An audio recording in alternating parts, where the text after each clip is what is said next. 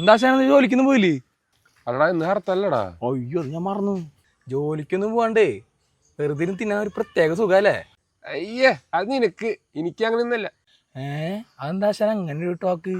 മാസമ്പളം പഠിക്കണം നിനക്കേ, ലീവ് എടുത്താലും ഹർത്താൽ വന്നാലും കിട്ടുന്ന കാശ് കുറവൊന്നും. ജോലിക്ക് പണിക്ക് പോണ എനിക്ക് ഡെയിലി എല്ലാ ദിവസം പണിക്ക് പോണതാ എനിക്കിഷ്ടം. ഓ അങ്ങനെ വലിയ കാലത്തിന്റെ അമ്പലം പറഞ്ഞ് കുളിക്കണമെന്നിരിക്കാല്ലേ?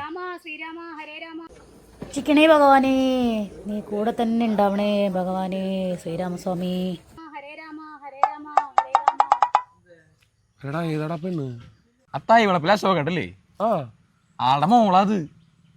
ആശാനും പഠിച്ചത്. 10ല് അവളാണോ അത്? ആ അയ്യോ എനിക്ക് ആദ്യം മനസ്സിലായില്ലട്ടാ.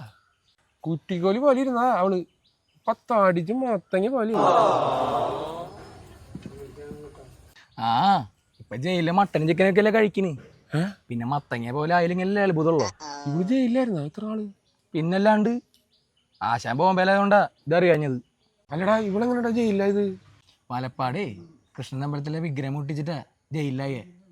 അയ്യോ എന്നെ തുണയ്ക്കണേ ഭഗവാനേ, രക്ഷിക്കണേ. വല്ലാത്തൊരു പ്രാർത്ഥനയാണല്ലേ. ശ്രീരാമസ്വാമിയുടെ കാര്യത്തിൽ തീരുമാനമായി. പ്രാർത്ഥന രീതി കണ്ടിട്ടേ എനിക്കൊരു സംശയം ഇല്ലായില്ല.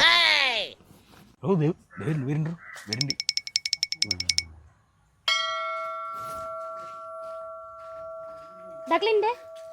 നീ എന്നാ വന്നത്? 2 മാസമായിടി.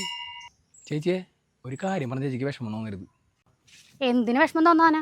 നീ കാര്യം പറടാ. അത് അല്ലടി നിനക്ക് ഈ അമ്പലത്തിലെ വിഗ്രഹം വിട്ടിട്ട് കാശുണ്ടാക്കേണ്ട കാര്യം. അതന്നെ ചേച്ചിയെ, ഇത് കാരണം ഇപ്പൊ ജയിലെടുക്കേണ്ടി വന്നില്ലേ? നിങ്ങൾ രണ്ടെല്ലാം വെറുതെ ഓരോ അനാവശ്യങ്ങൾ പറയരുത്. അത് ശരി, ഇപ്പൊ ഞങ്ങള് പറഞ്ഞതല്ലേ കുറ്റം?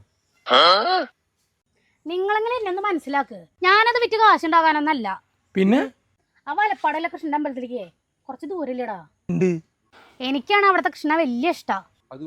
അതുകൊണ്ടേ എനിക്ക് കൃഷ്ണൻ എന്നും തൊഴാൻ വേണ്ടിട്ടേ ഞാനത് അമ്പലത്തിൽ നിന്ന് എന്റെ വീട്ടിൽ കൊണ്ടു വെച്ചു. ഈ പെണ്ണുമ്മയുടെ തലക്കിന്റെ പ്രാന്തോണ്ടിട്ടാ തലയിൽ കാറ്റ് പോലെ ഇല്ലാത്ത സാധനം. ഇത്ര നിഷ്കളങ്ക ഭക്തികൾ തന്നെയാ അവര് ജയിലിൽ അടച്ചത്. ഒരു ദൈവം ചോദിച്ചു. പിന്നെ ദൈവത്തിന് വേറെ പണിയില്ല.